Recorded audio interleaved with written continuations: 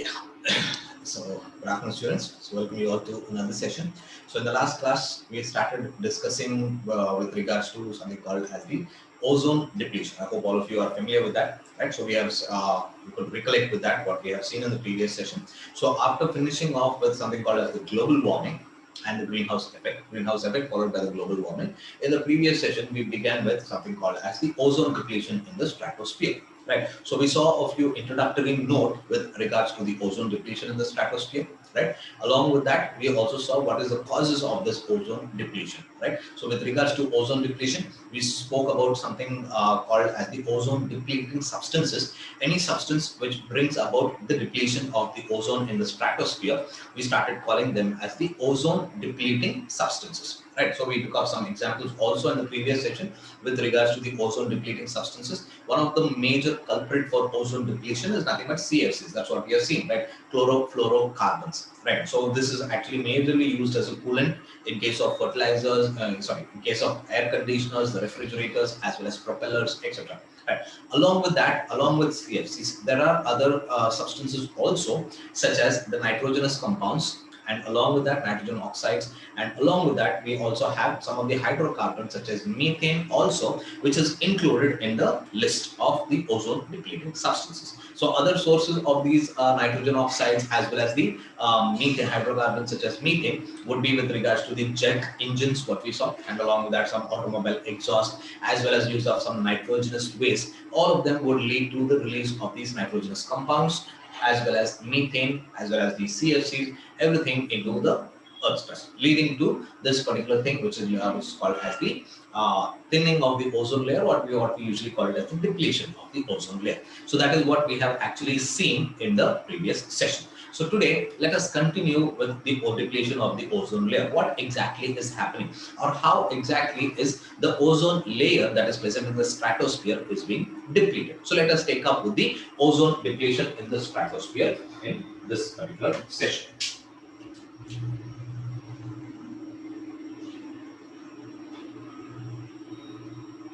So ozone depletion in the stratosphere. So we have seen a few things, or we have already very much familiar with what are the causes of this ozone depletion. And we said major causes of ozone depletion is nothing but the ozone depleting substances. Right. Now what happens to this ozone depleting substances and how they are actually able to cause about the depletion in the ozone layer? Especially I told you that the major culprit for the ozone depletion is nothing but the CFCs. Once these CFCs are released into the atmosphere, right? So once the CFCs, that is chlorofluorocarbons, are released into the atmosphere, these chlorofluorocarbons, once they come in contact with the UV rays of the sun, once they come in contact with the UV rays of the sun, this chlorofluorocarbons would lead to the release of chlorine-free radicals. Right? Chlorine-free radicals are actually being released. Now, this chlorine-free radicals will start acting upon the ozone that is present in the stratosphere, and it would start converting ozone into free oxygen. It would start converting ozone into oxygen. This is how the ozone layer is getting depleted in the stratosphere. Majorly, it is with regards to CFCs. So what will these CFCs do? Once the CFCs are being released into the atmosphere, in the presence of this ultraviolet radiations which is being emitted from the sun, the CFCs will start releasing the chlorine-free radicals. Now, this chlorine-free radicals would start acting upon the ozone layer, ozone that is especially present in the stratosphere, and this ozone will be converted to oxygen.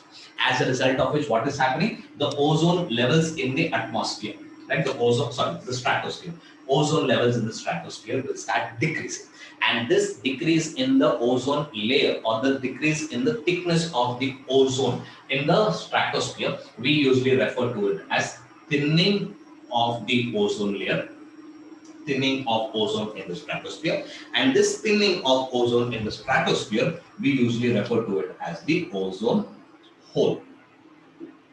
Right, ozone hole. So what we mean by ozone hole? It is nothing but the process of thinning of the stratosphere, thinning of the ozone layer that is actually present in the stratosphere. As a result of which, we start calling it as the ozone hole.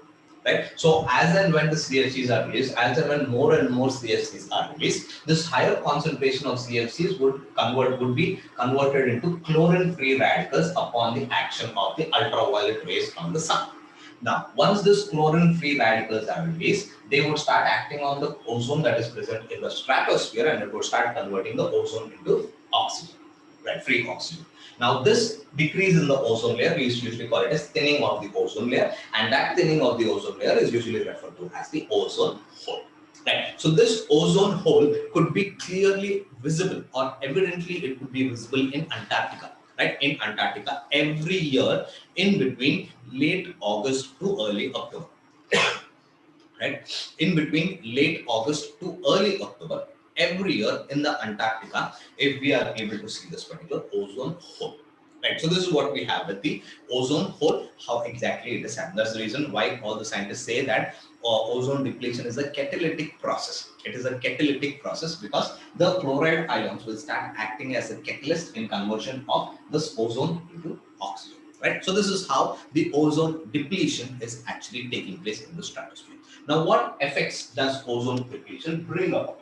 What are the effects which are caused by ozone depletion? So, a few major effects of the ozone depletion. Let us just take up with that. So, effects of ozone depletion. So, what effects does ozone depletion actually bring about? The first and foremost effect, since the ozone layer is being thinned, what happens is there is more and more of ultraviolet radiation reaching the planet Earth. Especially, we have UVB rays, right, which are said to be more harmful to all the plants as well as animals also. So this UVB radiations, more and more amount of UVB radiation will be reaching the Earth's surface. So because of more of UVB radiations reaching the Earth's surface, we know what UV radiations actually do. Especially in case of humans, we have already studied about this, right? We considered UV, or we started calling UV radiations as what? It is considered as a mutagen, a physical mutagen. Once this UV radiations falls on the skin, what would happen? It would lead to some sort of mutations, right? It would bring about mutations, and this mutations, along with mutations, it would also bring about impairment of the nucleic acid, and also finally, we know what is the outcome of mutations. It would start leading to cancers, especially the type of cancer which is caused because of UV radiations is called as melanoma.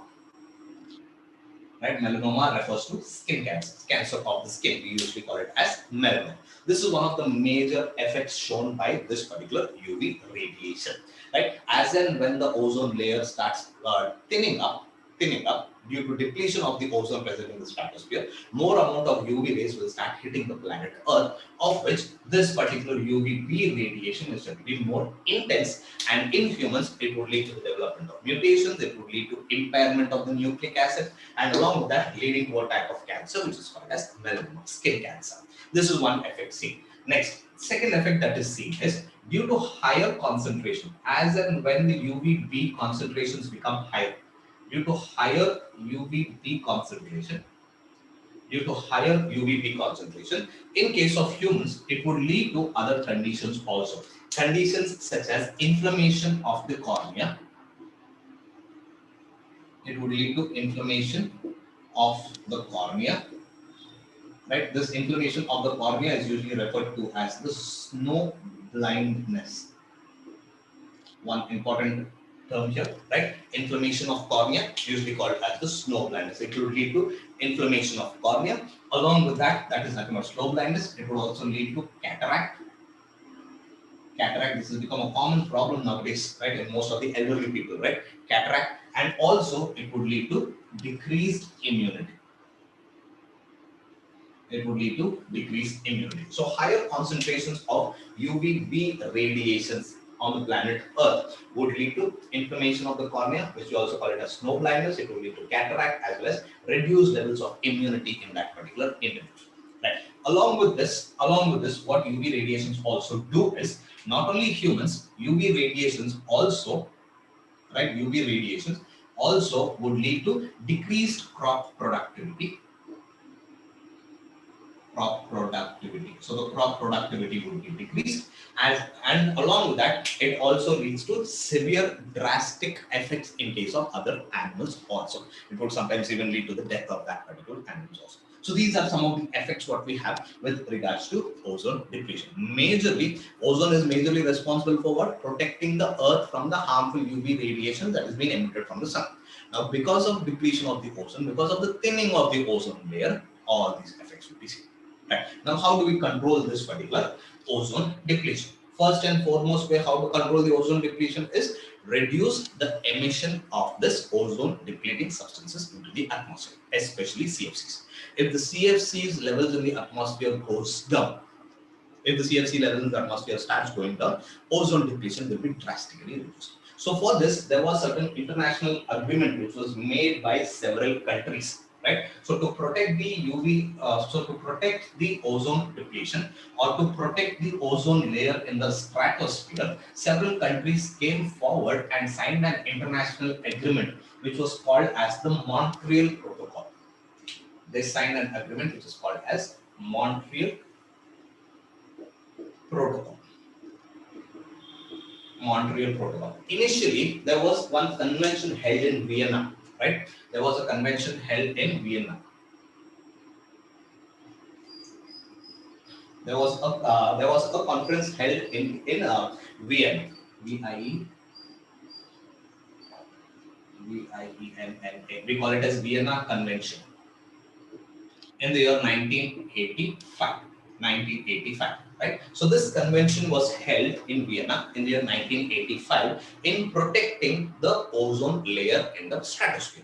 Later on in the year 1987, another convention was held in Montreal in Canada, where scientists started urging all of the countries to reduce the emission of these ozone depleting substances. And in the year 1987, through Montreal Protocol, almost 150 countries made an agreement. Almost 150 countries made an agreement. They signed this agreement stating that they would start reducing the emission of this ozone depleting substances into the atmosphere. Right? They would start reducing, or they would start minimizing the amount of ozone depleting substances which is being released into the atmosphere. As a result of which, we would start protecting the ozone layer. The WHO also, are familiar with this WHO, the World Health Organization also declared 16th September, right? So 16th September was declared as the Ozone Protection Day, right? It was declared as the Ozone Protection Day. So every year 16th of September is considered as the Ozone Protection Day throughout the world, right? So this is what we have with the topic called as ozone depletion. So we are done with yet another topic which is called as ozone depletion. So the next topic what we'll be taking up is something with regards to degradation, right? Degradation by improper resource utilization and maintenance. So let us see to this. So the next topic what we'll be taking up is degradation by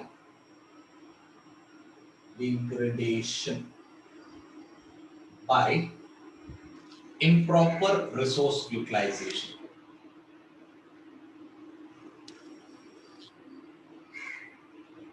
Utilization. Now, what do we actually mean by this?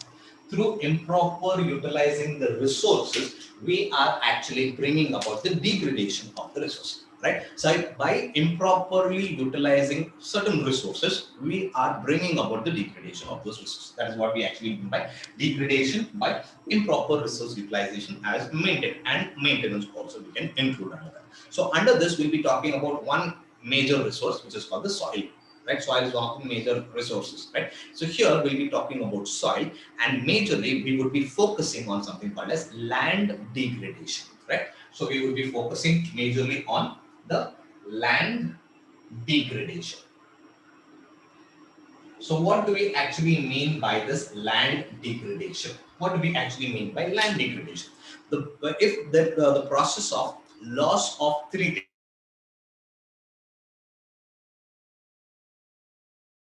things: loss of quality, second, loss of fertility, fertility, L-I-T-Y, loss of quality, loss of fertility, and decrease in productivity. Decrease in the productivity due to certain factors, due to various factors, is nothing but land degradation, right? So the process of loss of quality. So the quality of the soil is being lost, loss of fertility. The fertility of the soil is also being lost as a result of loss of soil quality as well as fertility. The productivity of that soil is also being decreasing. Right. So all of these are because of certain factors, right? So the loss of quality, loss of fertility, and loss of productivity or decrease in the productivity due to certain factors, we would start calling it as land degradation. Now, what are those factors? Let us take up with those factors. What are the factors which brings about this loss of quality, fertility, as well as the productivity in the soil? There are 5 important factors. Let us take up with those 5 important factors. The first one, what we have is called salination of the soil. Salination of the soil. So this is the first factor which is actually responsible for all of these processes, salination of the soil. The second factor playing a major role in all of these is nothing but soil erosion. I hope all of you are familiar with soil erosion. We'll be discussing about that. Soil erosion. The third factor which brings about all of those, right, is nothing but a process called as deforestation. Sorry, this is called as desertification. Desertification. The fourth factor is nothing but shifting cultivation. Shifting cultivation. And the last one is developmental activities. Developmental activities. So these are some of the factors which are actually responsible for all of these processes. So all of these factors would lead to loss of quality of the soil, it would lead to loss of fertility of the soil, and at the same time it would also lead to decrease in the productivity of the soil. So how do we actually define land degradation? Now, the process of loss of quality, loss of fertility, and decreased in productivity due to some of the factors such as salination of the soil, soil erosion, desertification, shifting cultivation, and developmental activities, we would start calling it as land degradation. So all these are actually the causes of land degradation. Let us take up each one in little detail. First one, salination of the soil. What do we mean by salination of the soil? Salination refers to increase in the salt concentration in the soil. Right. Increase in the salt concentration of the soil. Now, how is the salt concentration in the soil being increased? It is because of the dissolved salt that is actually present in the irrigation water. Right. So we know that all salts are actually dissolved in the irrigation water. So due to the dissolved salts which are present in the irrigation water, all of these salts will get accumulated in the soil. As and when the soil would get accumulated with these salts, what would happen? The soluble salt concentration in the soil will start increasing. As and when the salt concentration in the soil would increase, what would happen? The quality of the soil is lost and it would become infertile and the productivity also will start going down. Now, what could be the major cause of this particular salination of the soil? What could be the reason for the increase in the salt concentration of the soil? I told you. First one is deposition or accumulation of soil salts which are dissolved in irrigated water. They get accumulated in the soil. Now, why exactly is this happening? Is this happening because of, right? Why exactly all this is happening? It is again because of the rainfalls that is happening, right? It is because of the floods, right? So during when all this actually happens is during the floods, right? So during the floods, due to inadequate drainage systems, there would be water logging happening on the soil. As a result of which, whatever salts are actually present in that particular water will get accumulated in the soil, leading to increase in the salination of the soil. So we know that if the soil concentration in the soil starts increasing again, it would become unfit for the production, for the crop production. As a result of which, it would lead to land degradation. The second, soil erosion. I hope all of you would have been familiar with soil erosion. We would have spoken several times about soil erosion. From our schools, we would have actually been studying about soil erosion. So what is the soil erosion? It is nothing but washing away the topmost layer of the soil. The topmost layer is nothing but the most nutritive layer of the soil. So due to certain conditions such as floods as well as wind, heavy wind, the topmost layer of the soil washes away such that all the nutrient layer gets washed away. So this washing away of the topmost layer of the soil, we would start calling it as soil erosion. Right. So excess of soil erosion would lead to the next condition, which is called as desertification. Now, as and when the nutrients which are present in the topmost layer is washed away, what else is remaining in the soil? Nothing. So this soil would now be unfit for the productivity, for crop production. Therefore, it would become something called as desert. It would start becoming desertified. Right. So excess of soil erosion, excessive soil erosion would lead to the next process, which is called as desertification. It would lead to desertification. Now, what do we mean by desertification? Desertification is nothing but the conversion of, so talking about desertification, right? So desertification is nothing but the conversion or transformation, right? It is the process of conversion or transformation of what? Fertile land, fertile, P-I-L-E,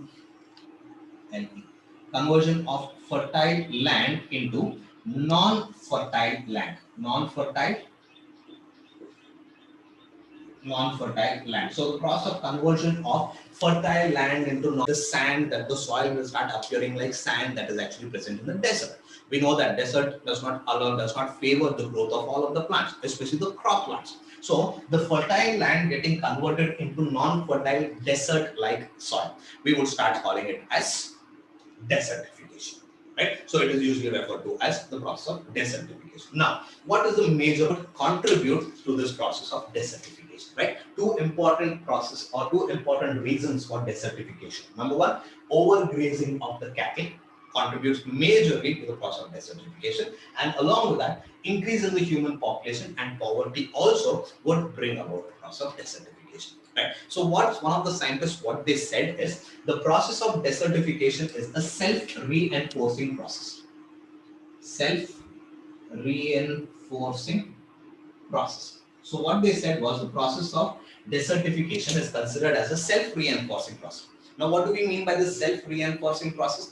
Once the process of desertification has started, right? Once the process of desertification has started, right? So this would now start creating conditions for continuous deterioration of the land.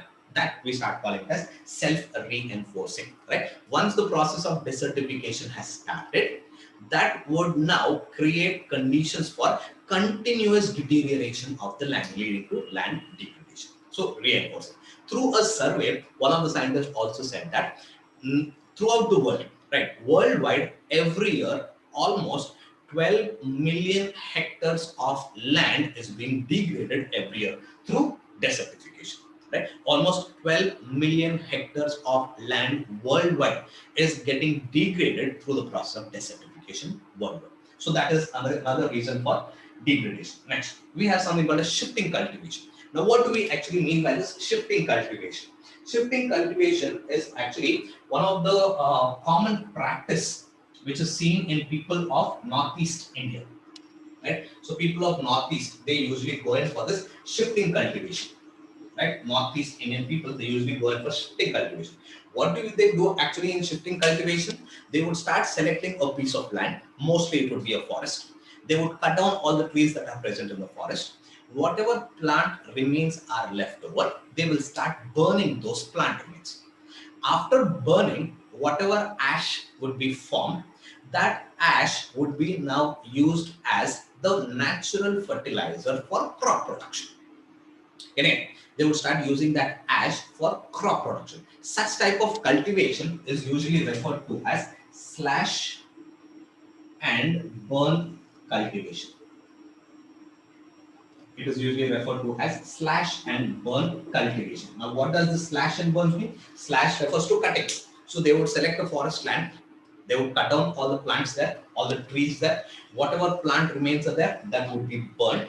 After burning, whatever ash gets remained there, that ash will now be used as a natural fertilizer, and they would start cultivating the crop plants there. Once they get harvested, once they get enough of harvest, once they harvest those particular crop plants, they would now move to another place. They would select another piece of land, another, mostly the forest area, cut down the trees again, burn the plant remains, again with the ash that is obtained, they would start cultivating the plant.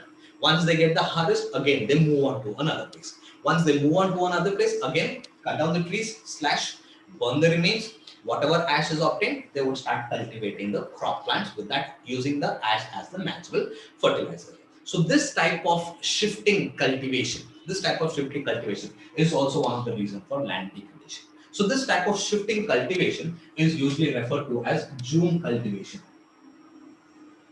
It is usually referred to as June cultivation. You would have studied about this also. We usually call it as June cultivation, or it is also referred to as shifting cultivation.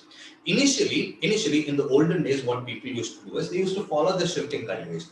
Through shifting cultivation, what happens is between two cultivations, they used to give enough of time gap so that the soil would start recovering. Right. In olden days, even though they underwent this June cultivation, they used between two cultivations, two crop seasons, they would give enough of time. So they would leave that particular area of land after harvesting for several years like that, so that the land would start recovering, the soil would start recovering. After several years, again, they would come back to that place and they start cultivating. But nowadays, what is happening is, due to increase in the population, increase in the demand for food resources, the time gap that is given between two cultivations is very, very less, and sometimes there is no gap given at all.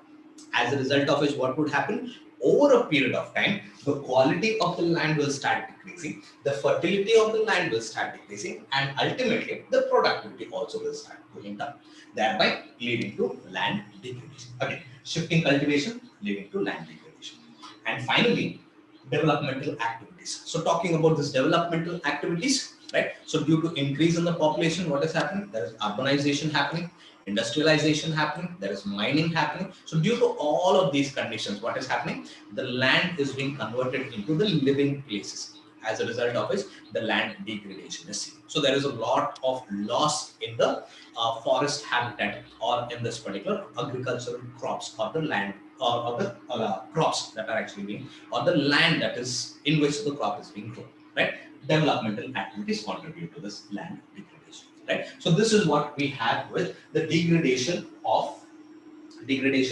by improper resource utilization. So these are some of the reasons which lead to this particular land degradation. Majorly loss of quality, fertility, as well as productivity. The reasons for that is, these are some of the reasons. Right. So this is what we have with the next topic, which is degradation by improper resource utilization. Right. Now let's move on to the next topic, the last topic what we have, which is called as deforestation.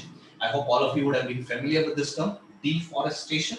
So what do we actually mean by this deforestation? Let us take up what are the causes of deforestation and what effects does deforestation actually bring about.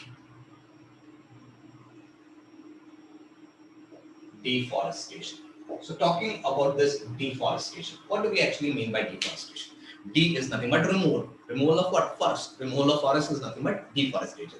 The process of removal of forest, or cutting down of the forest trees, thereby converting the forest land into non-forest use, or converting the forest land into non-forest land, is what we call it as deforestation. Right? So the process of conversion of forest land into non-forest land is called deforestation. So how exactly it is happening? We are cutting down all the trees that are present in the forest, as a result of which leading to the removal of this forest land, converting the forest land into the non-forest land, deforestation. Right. So most of the scientists, what they say is, major part of deforestation actually took place in the 19th century, sorry, 20th century.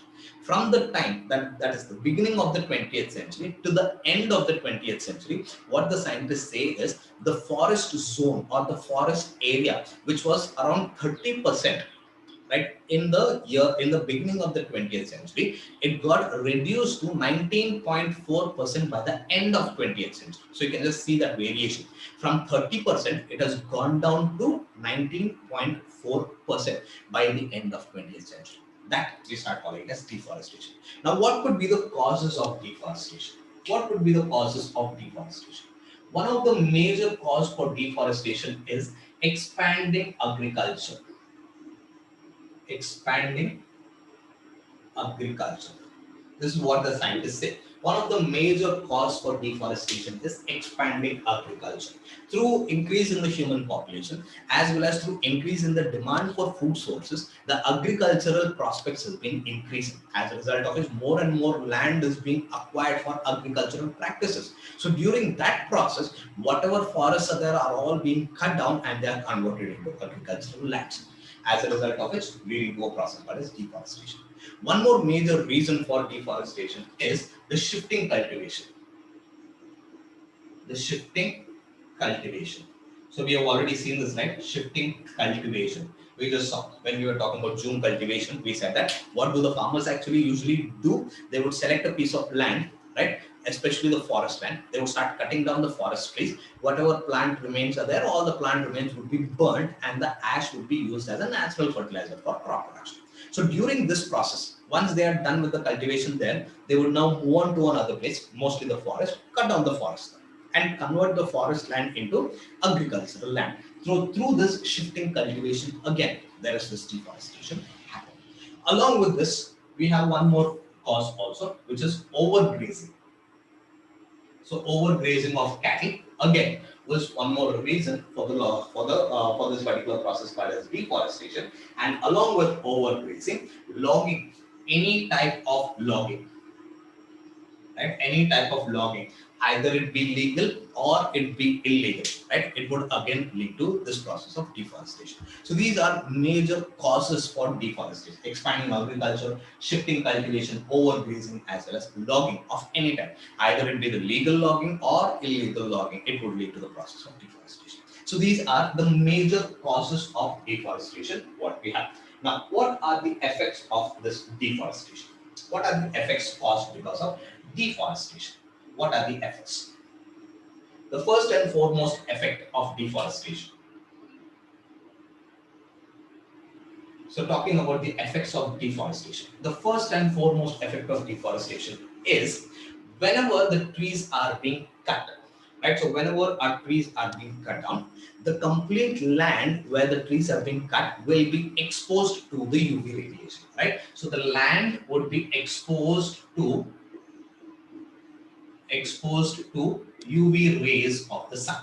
As a result of which, what would happen once the land is being exposed to the UV radiation? The land would start becoming dry. It would start becoming infertile. As a result of which, the plants will not be able to grow. So the forest land would become dry and it would start becoming infertile. Why? Because whenever the forest trees are being cut, the sun's rays directly falls on that particular land, bringing about the infertility as well as non-productivity of that particular. This is the first and foremost effect which is shown by the for deforestation process. In addition to this, there would be more of soil erosion also. And there will be more of soil erosion also, because all the forest trees have been cleared, all the forest land has been cleared. Whatever land is there, whenever there is floods happening in that particular land, the topmost nutritive layer of that land will be completely washed away, leading to soil erosion. And again, we said that excess of soil erosion would again lead to the process of desertification. Right. So this is what is happening. This is the second one, what is happening. The next thing that usually happens, right? The next thing that usually happens is there is loss of biodiversity also happen. There is loss of biodiversity. So we know that there are certain unique organisms, both plants as well as animals, which usually grow in the forest regions. Right? Certain unique plants and animals, they usually grow in the forest regions. Now, due to the loss of this habitat, that is the forest habitat, what would happen? There is loss of biodiversity also happen. Right? Now, one more thing. We are very much familiar that, one more effect. We are very much familiar that forests or trees, they play a very important role in maintaining the water cycle. So in schools, we would have actually studied about this process of water cycle, right? So plants or trees, especially forests, they play a very, very important role in maintaining the water cycle. Now just imagine if the trees are being cut, what would happen? The water cycle would be disturbed. As the water cycle gets disturbed, what would happen? The climate in that particular area would become dry. right? So whatever area is there, the forest area, the climate would become completely dry. Again, one more reason, one more effect. We are also very much familiar that the forests, they play a very important role in absorbing huge volumes or huge amount of water whenever there are heavy rains, right? So whenever there are heavy rains, whenever there are too heavy rains, the forest usually absorb more and more water, and they start storing all of this water very quickly. Now, if the trees have been cut, if the trees of the forest have been cut, what would happen? The more of water the forest will not be able to absorb water. As a result of which, there would be alternate periods of what? Floods as well as droughts. There will be alternate periods of floods and drought will be seen. Alternate periods of flood as well as alternate periods of drought. So one season there will be floods, the other season there will be drought. Again, flood, drought, flood, drought. So there will be alternate periods of floods as well as drought being present. And the last one, due to deforestation, global warming increases. There is increase in the global warming, right? There will be increase in the global warming. So we were discussing about global warming yesterday in the previous session, right? So we said that one of the major cause of global warming is increased concentration of carbon dioxide in the atmosphere. So if carbon dioxide levels should decrease in the atmosphere, what should happen? More and more trees should be grown. That's what we saw yesterday when we were talking about control of global warming. Right. So if the trees are being cut down, what would happen? Ultimately, the carbon dioxide concentration in the atmosphere will start building up. If the concentration of carbon dioxide in the atmosphere builds up, what would happen? Again, it would lead to global warming, rise in the temperature. Again, all the effects of global warming can again be considered as the effects of deforestation.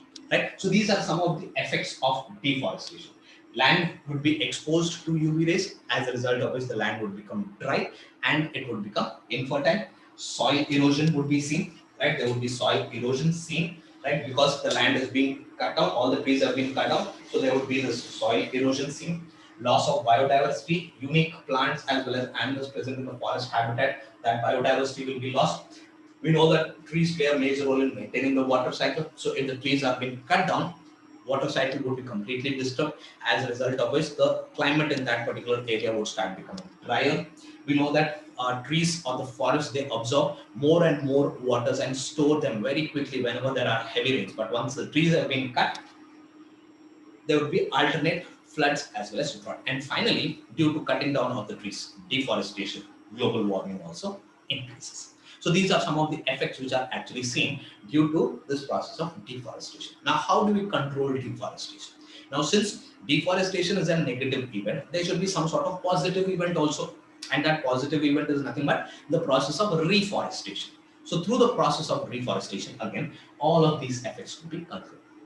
Right. So we have the Ministry of Forest Department, right? The Forest Department, actually what they said is, Forest Department, what they said is, the quantity or the area of trees of forest in case of plains should be around 33%, whereas in case of hill stations, it should be around 67%. Only then all of these effects will be completely controlled.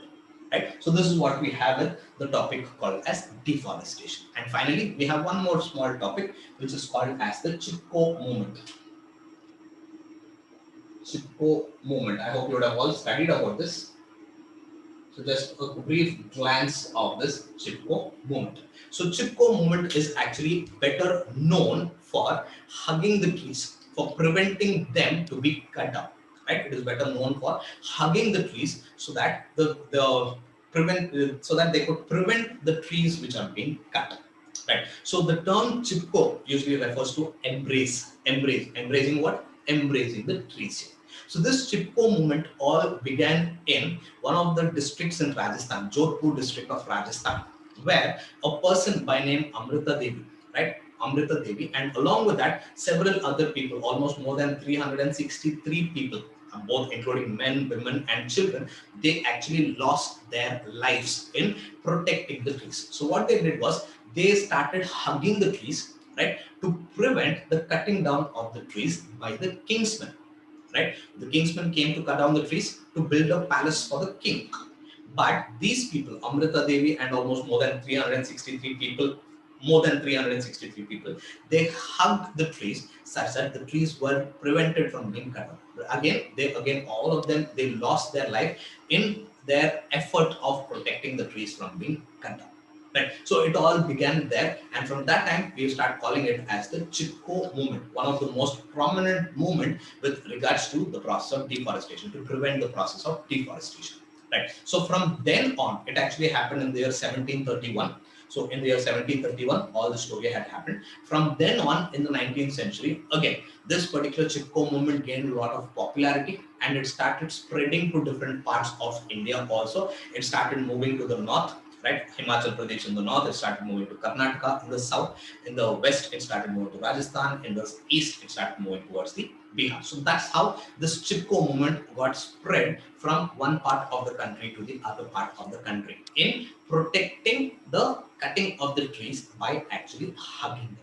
Right. So keeping this in view, the government of India as well as the Ministry of Forestry, right? The government of India as well as the Ministry of Forestry, they announced a prestigious Amrita Devi Bishnoi Wildlife Protection Award, right? For excellent contributions in protecting as well as conserving the wildlife. Right, that award has been given to those particular people who has contributed extensively in protecting as well as conservation of the wildlife. In the year 1980s, the government of India, again, they came up with a concept called as joint forest management.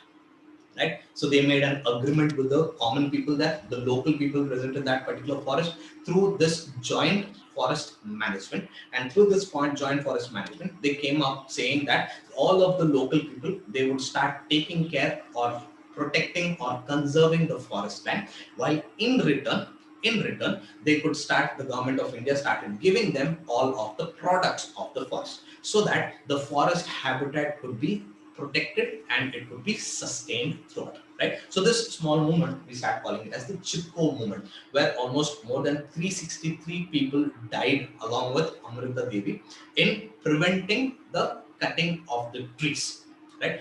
They have lost their life. So keeping this in view, we have now studying about this particular Chipko movement, right? So this is what we have with the process of deforestation as well as the Chipko movement. And with this, we are completely done with our chapter called as the environmental issues. A few basic things, general topics with regards to the environmental issues. And with that, we are also done with the syllabus for your second year zoology. So with this chapter, we are completely done with the syllabus for your zoology also. Fine. So we'll meet up in the next session. Fine. Thank you.